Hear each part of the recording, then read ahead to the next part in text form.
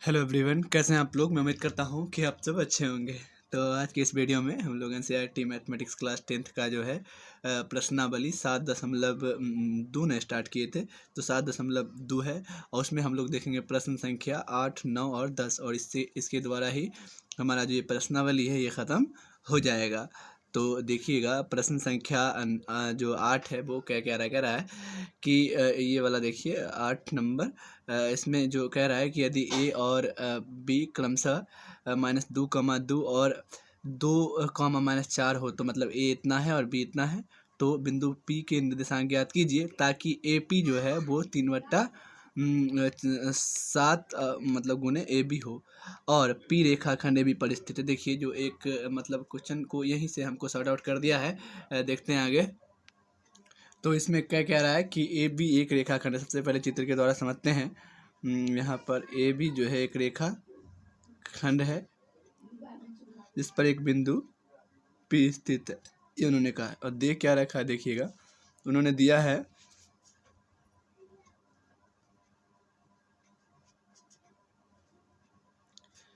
है आपको कि ए बराबर जो आपको दे रखा है यहाँ से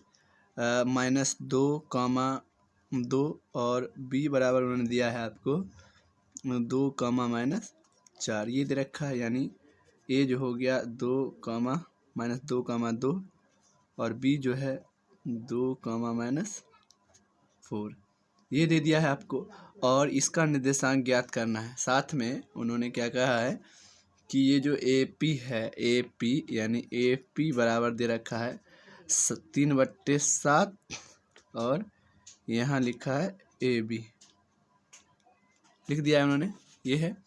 तो आप क्या करें, इसके साथ 3/7 के साथ ये भी क्या चीज़ में है तो गुना में है। अगर हम आपको इस तरह से लिख देते हैं, कोई हर्ज, इसको लिख देते हैं यहाँ तो ये भाग में आ जाएगा और बराबर 3/7। तो ए पी बराबर कितना हो गया, ए से पी की दूरी कितना हो गई, दिया हुआ यहाँ से 3 और ये पूरा दूरी क्या हो गया ए बी 7। तो बताइए, तो ये पूरा 7 है तो ये 3 है, तो ये क्या होगा 7 में से 3 घटाएंगे तो ये 4 आ जाएगा। समझ रहे हैं बात को। ये क्या है, बड़का में से ही छुटका 3 घटा दो तो ये क्या आ गया आपका 4। क्या आ गया, ये आ गया आपका पी बी। तो अब ये हो गया यहाँ से। और अब हम लोग क्या करते हैं, पी का निर्देशांक यहाँ ये जो हुआ वो m1 हो गया 3 और ये हो गया आपका m2 कितना हो गया, वो हो गया आपका जो है 4। तो यहाँ से हम लोग ज्ञात करें, यहाँ से लिख भी देते हैं। m1 जो हो गया आपका कितना 3 और m2 जो हो गया ये आपका कितना हो गया, वो हो गया 4 और ये ए बी का सब बिंदु जानते हैं, ठीक है। और इसे एक्स बाय कह सकते हैं, है ना। तो विभाजन सूत्र से हम लोग क्या निकालेंगे, पी का निर्देशांक निकाल लेते हैं। बिंदु लिखेंगे सूत्र, बिंदु पी का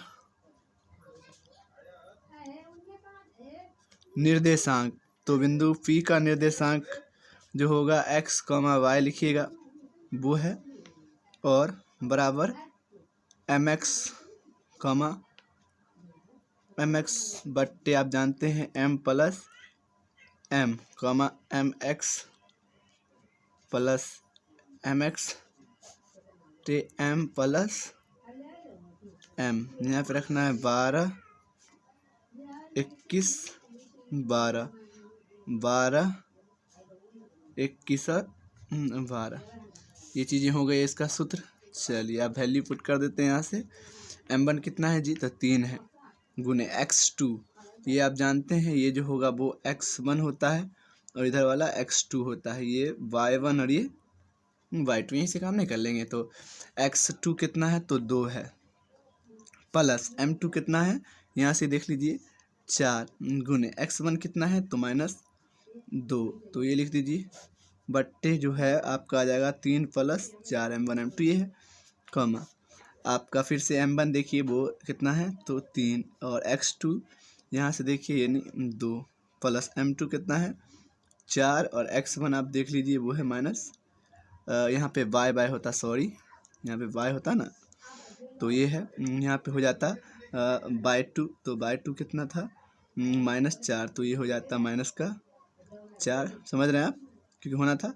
और यहाँ पे y1 कितना हो जाता 2, सीधा 2, यहाँ 2 बट्टे में 3 + 4, वो तो सेम ही है ना, समझ गए आप। अब यहाँ से 3 दूना 6 और -8 हो जाएगा बट्टे 4 3 7 हो गया, कॉमा -4 तिया 12 माइनस जो हो गया 12, और तो ये दोनों माइनस में है ना, यहाँ ये भी माइनस में है, तो यहाँ से ये भी माइनस में हो जाएगा, तो -8 4 दूना, और यहाँ पे हो गया 7। ठीक है, ये वैल्यू आपका दिया हुआ है, तो आप घटाइएगा तो यहाँ पे क्या बच जाएगा, -2 बट्टे 7 है ना, और ये हो गया -20 जोड़ दीजिए बट्टे 7, तो ये बिंदु आपको प्राप्त हो गया। ये आपका क्या हो जाएगा आंसर, जो कि x, y है। x के लिए ये हो गया, y के लिए ये हो गया। तो मैं उम्मीद करता हूँ कि आपको समझ में आया होगा। चलिए देखते हैं प्रश्न संख्या 9। था ना काफ़ी आसान। तो प्रश्न संख्या 9 देखिए कितना आसान है। कहता है कि बिंदु जो अपना a है -2, है, और b जो है वो 2, 8 को जोड़ने वाले रेखाखंड AB को 4 बराबर भागों में विभाजित करती है। तो बराबर करने वाले बिंदुओं का निर्देशांक हमको ज्ञात करना है। बहुत ही आसान है, बस पिछले हम लोगों ने सीखा था सादा सन 1 में ही एक क्वेश्चन था, उसी तरह से हम लोग बनाएंगे। ठीक है, ये काफ़ी आसान है और मध्य बिंदु सूत्र से ही बनेगा। हालांकि जोड़ने वाला रेखाखंड तो हम लोग बनाएंगे विभाजन सूत्र से ही। चलिए देखते हैं, 4 भागों में विभाजित करती है ना, देखते हैं। तो इसमें कह रहा है कि AB कोई एक रेखाखंड है। देखिए A और B एक रेखाखंड है, इसको कितना बात बांटना, 4 1 2 3, तब नहीं होगा 4 1 2 3 4 हो गया। नाम रख देते हैं P Q और R, और AB का मान दिया हुआ है आपको। A जो दिया है वो 2 दिया हुआ है, साथ में आपको ये जो B दे रखा है ये 2, 8 दे दिया। ठीक है, अच्छा सर सुनिए, यहाँ पे घर गिनने वाला बात है। यहाँ से अगर हम M1 निकालना चाहे, इसके लिए देखिए सबसे पहले P बिंदु के लिए देखिए, P के सामने हम कर रहे हैं, ठीक है, ये वाला। तो ये देखिए यहाँ से कितना दूरी है, 1 घर दूरी, ऐसे ही समझे। और यहाँ से यहाँ तक अगर जाएंगे तो कितना हो जाएगा, 1 2 3। तो ये M1 इसके लिए क्या हो गया 1, और M2 इसके लिए क्या हो जाएगा, वो हो जाएगा 3। अब हम देखते हैं Q के लिए। मान लीजिए Q के लिए, तो हम देखिए Q के सामने ये वाला जो है ड्रॉ कर रहे हैं। ठीक है, ये वाला बिंदी डाल रहे हैं, यानी यहाँ से लेके यहाँ तक का घर हो गया 1 2। तो यहाँ M1 कितना हो गया इसका, M2 वो 2 हो गया। और यहाँ से यहाँ तक ये P के सामने था और ये Q के सामने, देख लीजिए। तो यहाँ से यहाँ तक, और ये M1 क्या हो गया 1 2, यहाँ भी क्या हो गया इसका 2 हो गया। अब देखिए हम क्या कर रहे हैं, R के सामने वाला बिंदु ये इस तरह से हम कर देते हैं। देखिए यहाँ से यहाँ तक जो आपका हो गया ये R के सामने डाला है 1 2 3, यानी M1 R के लिए जो है वो कितना हो गया, वो हो गया 3। और ये जो M2 हो गया यहाँ से यहाँ B तक, ये क्या हो गया आपका, वो हो गया आपका 1। समझ गए बात को। तो ये चीज़ें हैं, और उसके बाद हम लोग विभाजन सूत्र लगाएंगे और बड़े ही आसानी से निकाल देंगे, है ना। तो ये आपको आता ही होगा। देखिए सबसे पहले जो आपका ये है x1 और ये है x2, ये y1 और ये y2, ये आप देख रहे हैं। तो सबसे पहले बिंदु P का निर्देशांक ज्ञात करते हैं। देखिए बड़ा ही आसानी से लिखेंगे कि बिंदु P का निर्देशांक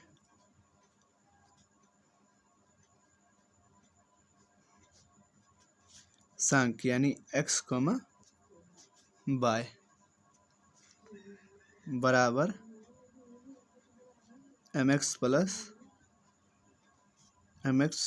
बट्टे m plus m, my plus my टे m प्लस m, है कि नहीं। अब 12 21 12, यहाँ देखिए 12 21 और 12, इस तरह से चीज़ों को लिख दीजिएगा ताकि समझ में आएगा, है कि नहीं। काफ़ी आसान है। तो इसमें हम लोग अब वैल्यू यहाँ से रख देते हैं। P के लिए देखते हैं। P के लिए हमारा जो M1 कितना है 1 और M2 कितना है 3 है, बस वही तो देखना है। उसके बाद तो बस सेम ही है सबका। M1 कितना है इसके लिए 1, x2 कितना है 2, प्लस M2 कितना है 3, x1 कितना है तो -2, ठीक है, कॉमा ये है, और एक प्लस 3 हो जाएगा, है ना। इसके लिए किसके लिए 3 है, M1 M2। अब देखते रहते हैं इसमें बाय वाला में M1 जो है वो 1 ही रहेगा, बाय 2 8 है, प्लस M2 3, बाय 1 2 बट्टे M1 प्लस M2 यानी 1 प्लस 3, ये तो समान रहना है। चलिए यानी ये गुना किया तो 2 माइनस 6 बाय 4 कमा 8 प्लस 6 बट्टे 4, ठीक है। यानी आगे अगर चलते हैं तो माइनस का 4 बट्टे 4 और ये हो गया आपका 14 बट्टे 4, ये हो गया 7 तो ये 2 कट गया तो -1।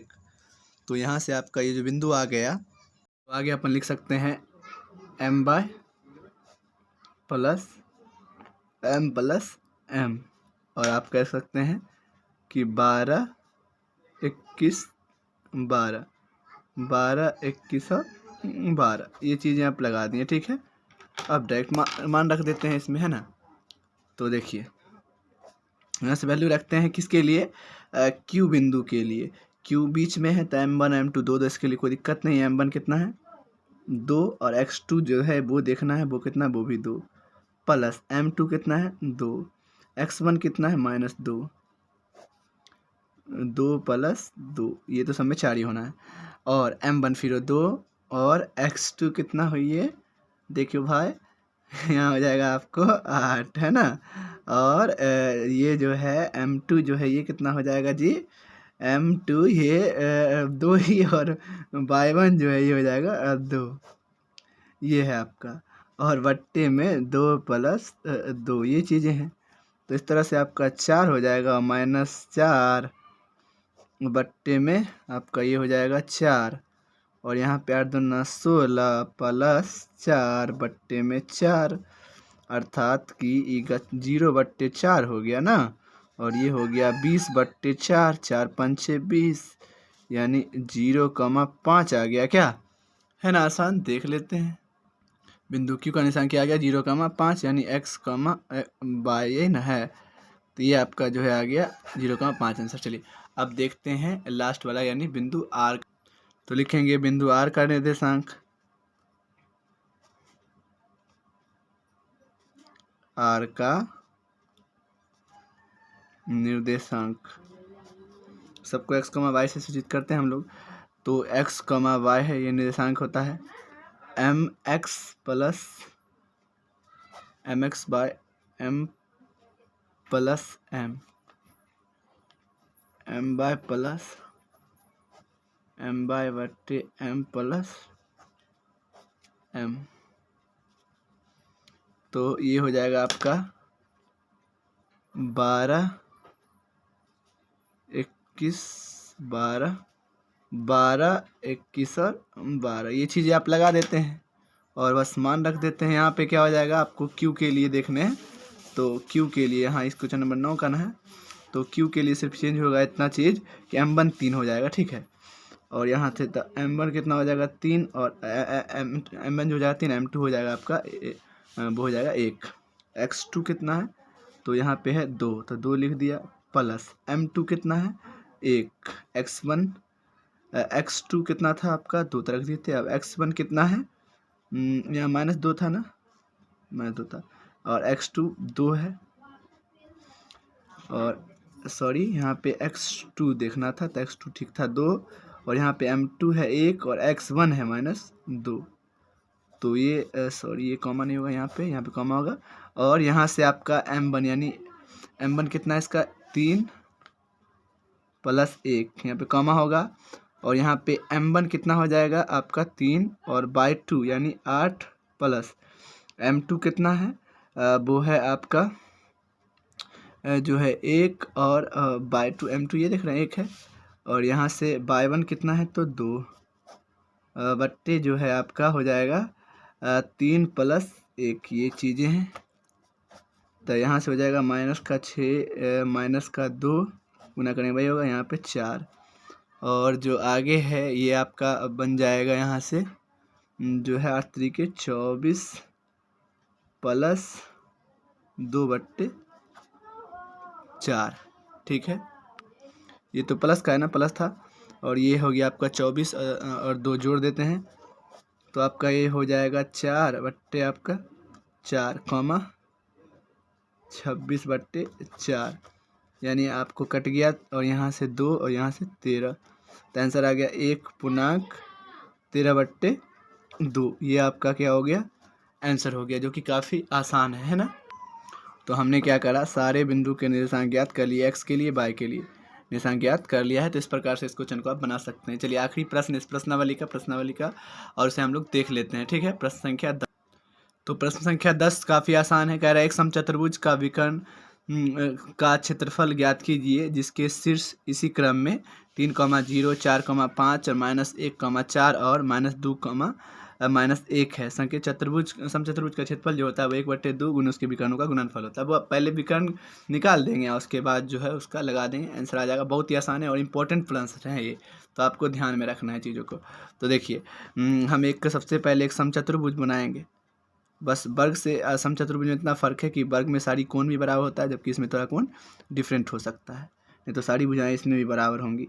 ए बी सी डी डाल दिया। ए का मान जो है वो आपको दे रखा है 3,0, बी का मान आपको दे रखा है 4,5, सी का मान जो आपको दिया है वो है -1,4 और डी का मान जो दिया है वो -2, -1। ये चीज़ आप देख लिए है ना। ये यहाँ से यहाँ तक मिलता है तो इसे हम लोग क्या कहते हैं, विकर्ण, और यहाँ से यहाँ तक को इसे भी कहते हैं विकर्ण। ये जो यहाँ मान लीजिए बिंदु P है तो इसका विकर्ण AC है और ये विकर्ण DC है। यानी विकर्ण हम क्या करेंगे, बिंदु P से AC का विकर्ण और BD का विकर्ण निकाल के आप मतलब दूरी सूत्र से उसके बाद उसको मैं सूत्र लगा समचतुर्भुज क्षेत्रफल लगाएंगे, आंसर आ जाएगा। तो देखिए यहीं से हम लोग ज्ञात कर लेते हैं विकर्ण AC की दूरी है ना, विकर्ण AC है ना, AC की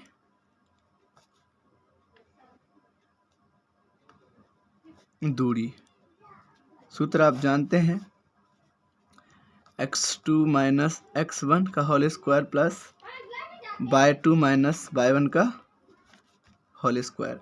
x1 ये रहा आपका और x2 ये रहा, y1 ये रहा आपका और y2 ये रहा। क्लियर है। तो ये है x2 यानी -1, x1 यानी 3 का स्क्वायर प्लस y2 यानी 4 माइनस y1 यानी 0 का स्क्वायर। यहाँ से जो आपका हो गया -4 का स्क्वायर प्लस 4 का स्क्वायर, ये हो गया आपका 16 और ये भी हो गया आपका 16, यानी ये आ गया आपका 32। अब 32 को आप कैसे निकाल सकते हैं, रूट से 16 और ये 2, ये हो गया 8 और ये 2 तो ये हो गया 4। तो ये जोड़ा यानी 2 दूना 4, 4√2 लिख सकते हैं। अंदर में अकेला 2 ये बच गया, इसका जो निकल गया। तो 4√2 इकाई आप किसको लिख सकते हैं, 32 को। ये तो विकर्ण निकल गया। अब हम लोग को विकर्ण क्या निकालना है, BD की दूरी। हम लिख देते हैं विकर्ण BD की दूरी, यानी B जो दिया है वो दिया है आपका 4,5 और D जो दिया है वो आपका दिया है -2, -1। तो क्या दिक्कत है, आप सूत्र लगाते हैं, x1 ये x2, y1 और ये y2 है ना। तो x2 - x1 का whole square plus y2 - y1 का होल स्क्वायर बराबर x2 कितना है -2, x1 कितना है तो 4 का स्क्वायर प्लस y2 यानी -1 और y1 5 का स्क्वायर बराबर -6 का स्क्वायर और प्लस -6 का स्क्वायर। तो यहाँ पे आ गया 6 छक्के 36 प्लस 36, 36 दूना 72 रूट 72 को आप निकालें 2 से तो ये 36, ये 2 से तो ये 18, 2 से 9, 3 तिया 9 है ना। तो आपका जो है यहाँ से इसका 36 हो गया, 36 का 18 और 18 से लगाया तो 9 और 3 तिया 9, ये जोड़ा बाहर निकला तो आपका बाहर मतलब ये जो 2 जोड़ा हो गया, यानी 3 दूना 6√2 इकाई जो है आपका क्या निकल गया 72 का। तो आप विकर्णों का समचतुर्भुज का क्षेत्रफल लगाते हैं। लिखेंगे क्या चीज़ यहाँ पे, अभी हम लिखेंगे कि समचतुर्भुज का क्षेत्रफल, समचतुर्भुज का क्षेत्रफल। आप जानते हैं 1/2 गुने विकर्णों का गुणनफल, यानी विकर्ण AC गुने विकर्ण BD का गुणनफल, यानी 1/2 गुने AC हमने क्या निकाल के रखा है, वो देखिए 4√2, तो 4√2 गुने और 6√2 हमने निकाल के रखा है BD, तो 1/2 हो गया। यहाँ 4 6 के 24 और गुने √2 को √2 से गुना किया तो 2, ये कट गया, 2 से 2 कट गया, यानी आपका आंसर जो है वो कितना आ गया 24 सेंटीमीटर स्क्वायर। इस प्रकार से आप चीज़ों पे ध्यान देकर बना सकते हैं। देखिए काफ़ी आसान प्रश्न है और आप इसे बना भी सकते हैं बड़े आसानी तरीक़ा से। इसी के साथ ये प्रश्नावली ख़त्म होता है। अगर सही लगा है तो प्लीज़ चैनल को सब्सक्राइब करें और कमेंट करें कि आप बनाइए और हम बनाएंगे, और यदि कोई गलती हुआ है तो वो भी कमेंट करें और हमें बताएं, ताकि हम मोटिवेट होकर और भी वीडियो सही से बनाने की कोशिश करेंगे। Thank you so much guys, please channel को सब्सक्राइब कर लीजिए प्लीज़।